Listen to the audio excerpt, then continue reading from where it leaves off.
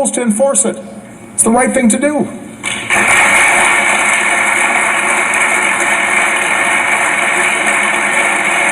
Let me give you another example. 50 years of isolating Cuba had failed to promote democracy. It set us back in Latin America.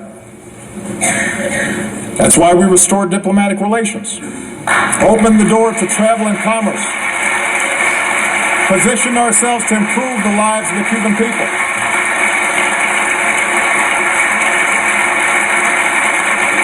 So if you want to consolidate our leadership and credibility in the hemisphere, recognize that the Cold War is over. Lift the embargo.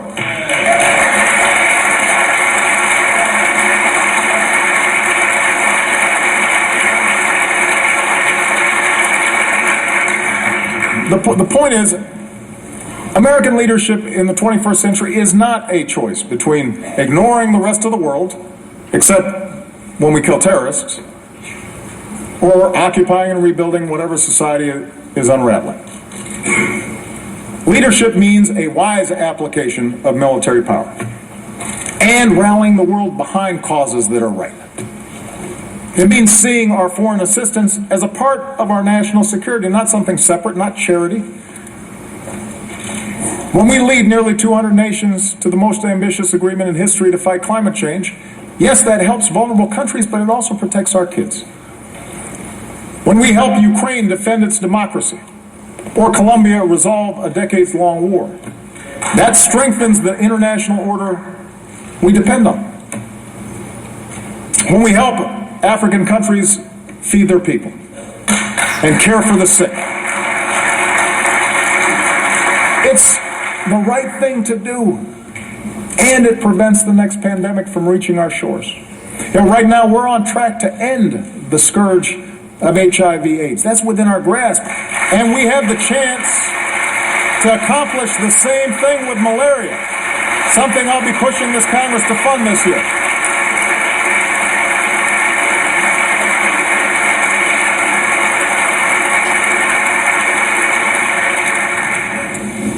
That's American strength. That's American leadership. And that kind of leadership depends on the power of our example. That's why I will keep working to shut down the prison at Guantanamo. It is expensive, it is unnecessary, and it only serves as a recruitment brochure for our enemies. There's a better way. And that's why we need to reject any politics that targets people because of race or religion. Let me just say this.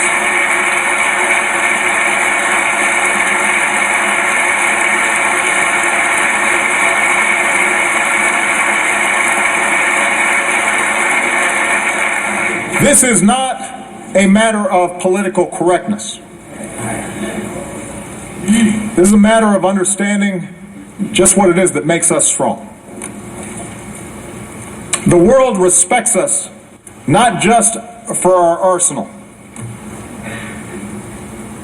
It respects us for our diversity and our openness and the way we respect every faith. His Holiness Pope Francis told this body, from the very spot that I'm standing on tonight, that to imitate the hatred and violence of tyrants and murderers is the best way to take their place. When politicians insult Muslims, whether abroad or our fellow citizens, when a mosque is vandalized, or a kid is called names, that doesn't make us safer. That's not telling it like it is. It's just wrong. It diminishes us in the eyes of the world. It makes it harder to achieve our goals. It betrays who we are as a country.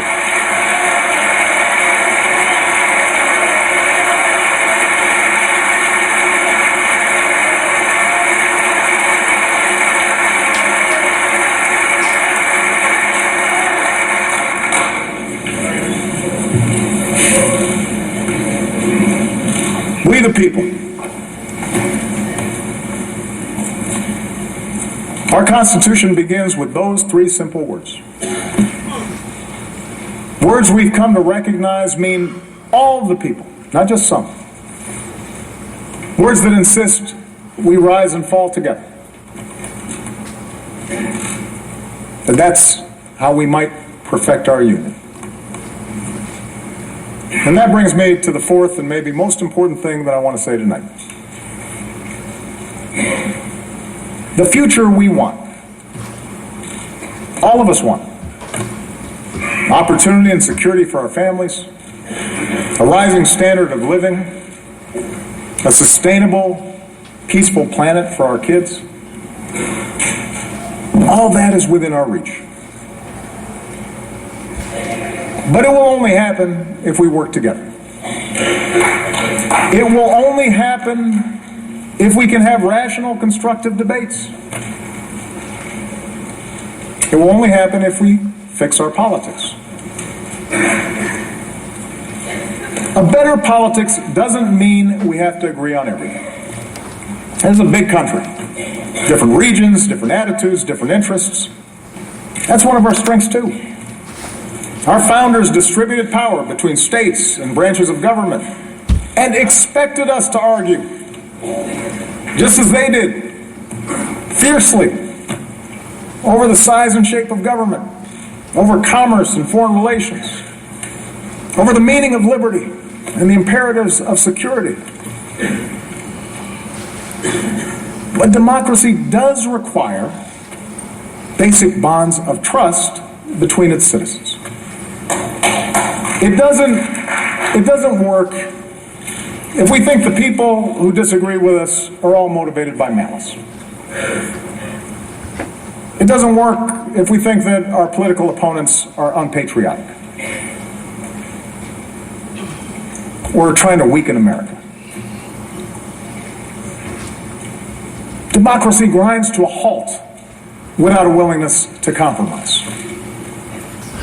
or when even basic facts are contested, or when we listen only to those who agree with us. Our public life withers when only the most extreme voices get all the attention. And most of all, democracy breaks down when the average person feels their voice doesn't matter, that the system is rigged in favor of the rich or the powerful or some special interest. Too many Americans feel that way right now. It's one of the few regrets of my presidency that the rancor and suspicion between the parties has gotten worse instead of better. I have no doubt a president with the gifts of Lincoln or Roosevelt might have better bridged the divide. And I guarantee I'll keep trying to be better so long as I hold this office. But my fellow Americans, this cannot be my task or any president's alone. There are a whole lot of folks in this chamber, good people, who would like to see more cooperation, would like to see a more elevated debate in Washington, but feel trapped by the imperatives of getting elected, by the noise coming out of your base. I know, you've told me. It's the worst kept secret in Washington. And a lot of you aren't enjoying being trapped in that kind of rancor. But that means if we want a better politics, and I'm addressing the American people now, if we want a better politics, it's not enough just to change a congressman or change a senator or even change a president. We have to change the system to reflect our better selves.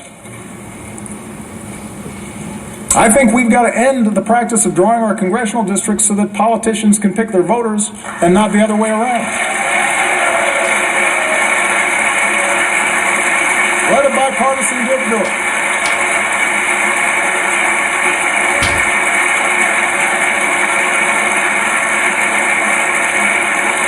I believe we've got to reduce the influence of money in our politics so that a handful of families or hidden interests can bankroll our elections.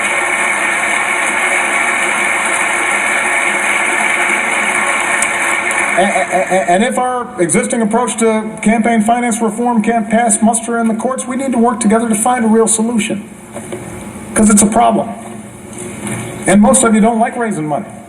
I know. I've done it.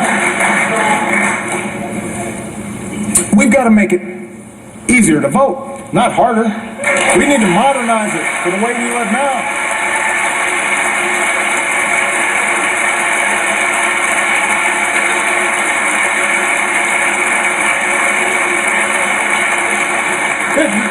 This is America. We want to make it easier for people to participate. And over the course of this year, I intend to travel the country to push for reforms that do just that. But I can't do these things on my own. Changes in our political process, in not just who gets elected, but how they get elected, that will only happen when the American people demand it. It depends on you. That's what's meant by a government of, by and for the people.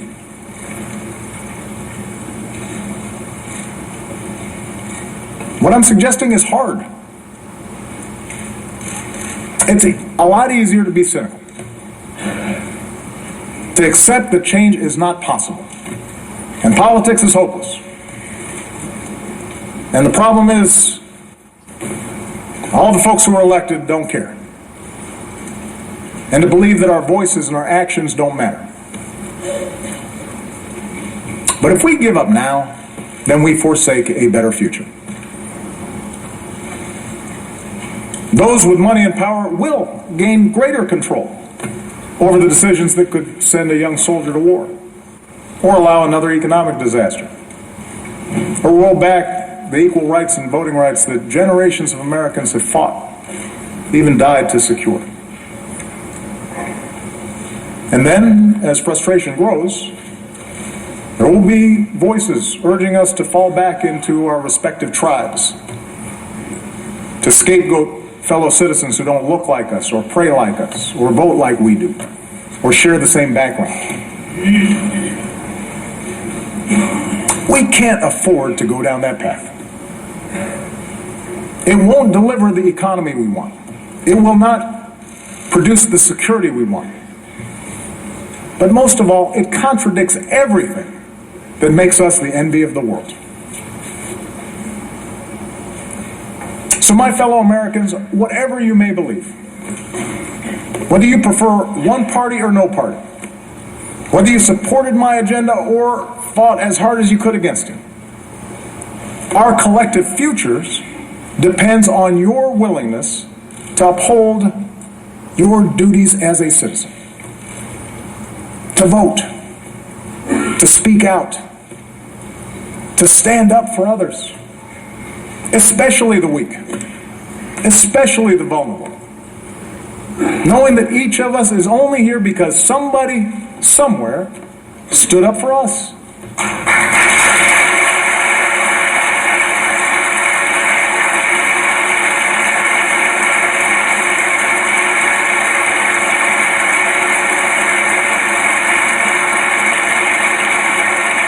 We need every American to stay active in our public life, and not just during election time, so that our public life reflects the goodness and the decency that I see in the American people every single day. It is not easy. Our brand of democracy is hard.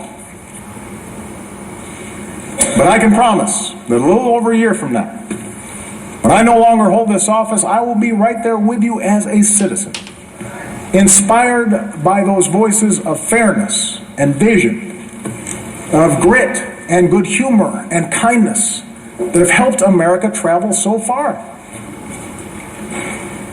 Voices that help us see ourselves not first